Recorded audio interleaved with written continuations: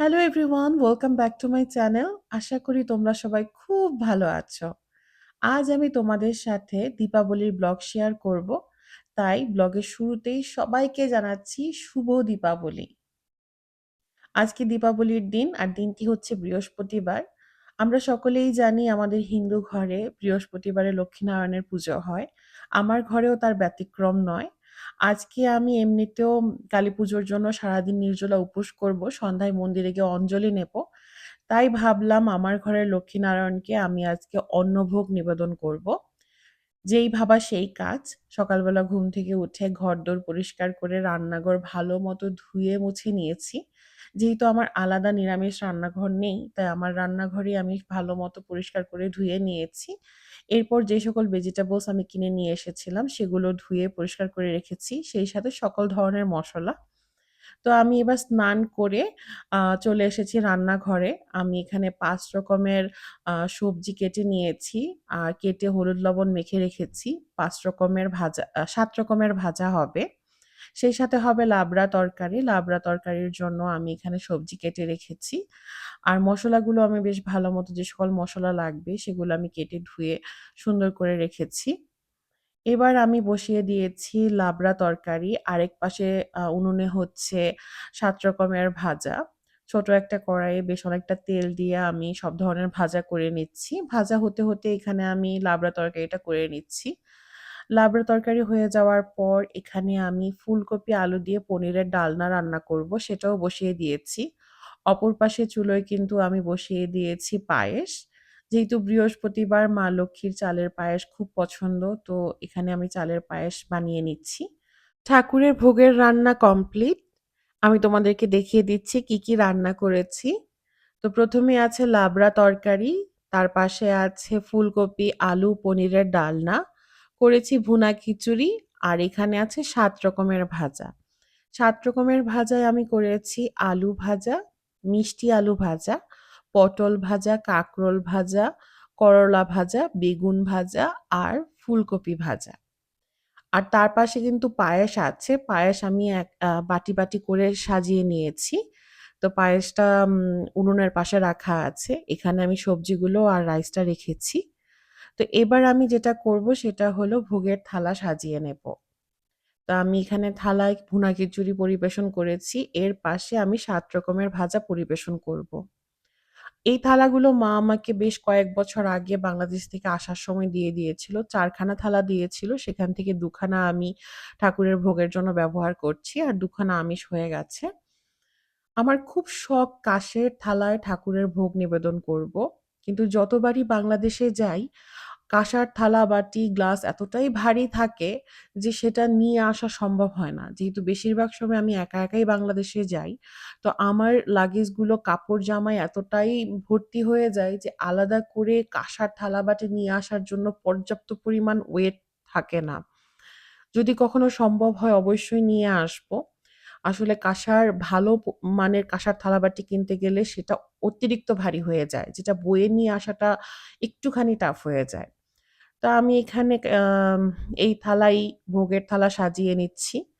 আ ৭ রকমের ভাজা, উম ভুনা খিচুড়ি, তার পাশে লেবু লঙ্কা দিয়ে ভোগের থালা সাজিয়ে নিয়েছি। এবার আমি ঠাকুরঘরে চলে এসেছি এই উর্লি বল সাজাতে। এই উর্লি বলগুলো এবার দীপাবলিতে এমন কোনো মানুষ নেই যার ঘরে ছিল না। প্রত্যেকটা ব্লগারের কাছে এই উর্লি বলগুলো আমি দেখেছি। এছাড়াও আমাদের কমিউনিটির অনেকেই কিনেছে। ভীষণ সুন্দর দেখতে। ১৩ খানা প্রদীপদানি আছে। আমি আবার কি করেছি, মাঝখানে এই লম্বা প্রদীপদানিটা আমার ঘরে ছিল, সেটা আবার আমি বসিয়ে দিয়েছি। খুব ভয় করছিল যে প্রদীপটা থাকবে কিনা। কেননা যেহেতু মাঝখানে আমি জল রেখেছি, জলের উপরে কিছু ফুলের পাপড়ি দিয়েছি, ফুল দিয়েছি। আর বলের ভিতরটা না একটু আম বাবল ছিল। সো আমি আসলে বুঝতে পারছিলাম না এই প্রদীপদানিটা স্ট্যান্ড করবে কিনা। তো ওভারঅল লুকটা খুব সুন্দর আসছে উর্লি বলের। তোমরা জানিও তোমাদের কেমন লাগছে। আমার তো বেশ ভালো লাগছে দেখতে। আমি এখানে টি লাইট ক্যান্ডেল দিয়ে সাজিয়েছি। মাঝখানে শুধু একটা বড় প্রদীপ রেখেছিলাম। আমার কাছে বেশ ভালো লাগছে। এই হলো উলি বলের ফাইনাল লুক। তোমাদের কেমন লাগছে তোমরা জানিও। আর এখানে আমি ভোগের থালা সাজিয়ে নিয়েছি। ৩ খানা ভোগের থালা আমি সাজিয়েছি। তো এই হচ্ছে আমার সাজানো ভোগের থালা। আর বাটিতে আমি এরকম সবজিগুলো সাজিয়ে নিয়েছি। ঠাকুরের কাছে ভোগ নিবেদন করতে পারলে না মনে অন্যরকম একটা প্রশান্তি কাজ করে। তো এই হচ্ছে আমার ঠাকুরঘর। আজকে যেহেতু বৃহস্পতিবার ছিল, ঘট বসিয়ে পুজো দেওয়া হয়ে গেছে। দীপাবলির দিন ঠাকুরকে তো লাড্ডু ভোগ দিতেই হবে। তো আমি লাড্ডু ভোগ দিয়েছি। এছাড়াও অন্নভোগ নিবেদন করেছি। তো এবার ঠাকুরকে ভোগ নিবেদন করে আমি এখানে ১৪ প্রদীপ ঠাকুরের সামনে প্রজ্বলন করলাম। সবকিছু মিলিয়ে সুন্দরভাবে ঠাকুর পুজো সম্পন্ন হলো।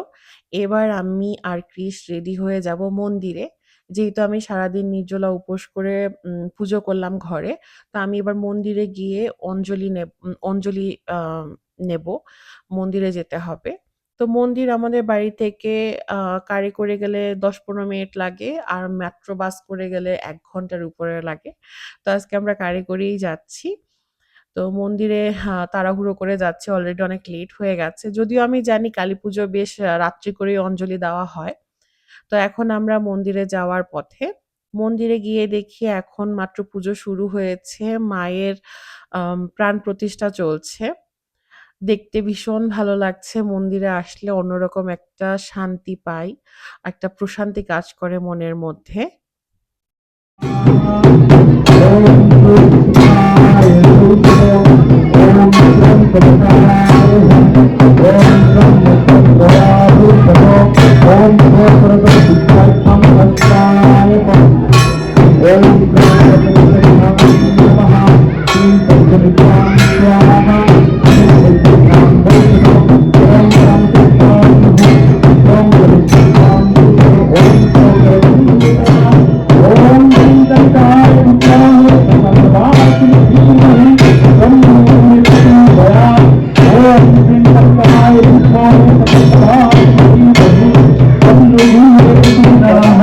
सर्वे सन्तु निरामयाः सर्वे भद्राणि पश्यन्तु मा कश्चित् दुःखभाग् भवेत् शान्ति शान्ति शान्तिः বলুন ওম কালী কালী মহাকালী কালিকে পাপহারিণী ধর্মার্থ মোক্ষদ দেবী नारायणे नमस्ते ओम क्रीं ह्रीं श्रीं कालिका देवाय नमो नमो मंत्रहीनं क्रियाहीनं भक्तिहीनं जनार्दनं यत् पूजिता मया देव परिपूर्णं तदस्तु मे एतत् सर्व शुभाशुभ कर्मफलम श्री श्री कालिका देवधाम चरणे समर्पितम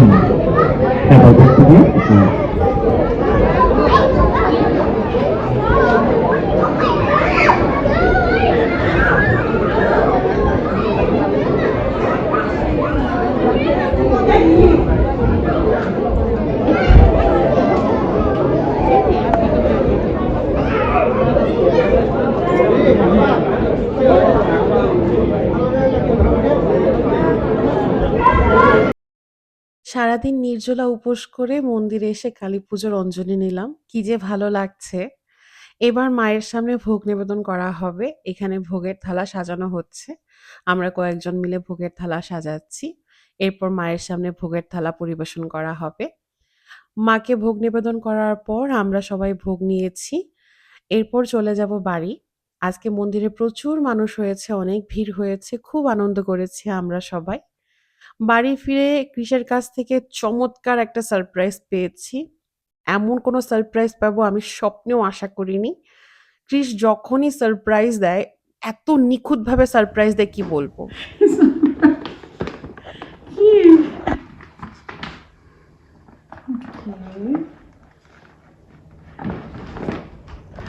That's why you went to at water?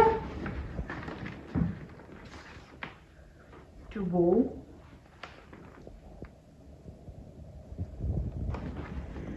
Okay. For my wife, the longer we are together, the more reasons I find to love you.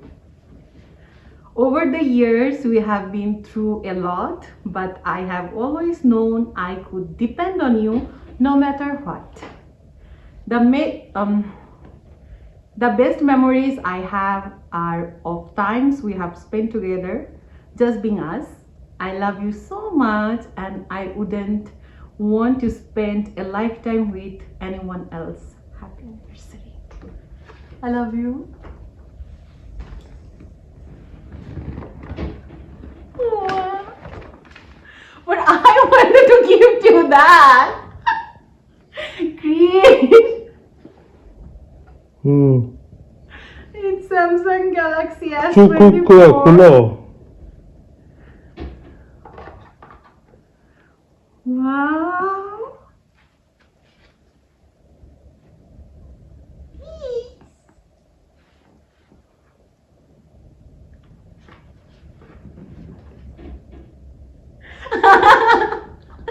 I love this one. Thank you. Thank you. Thank you. Thank you. Thank you. Oh, there's more. Charger. So, my phone charger.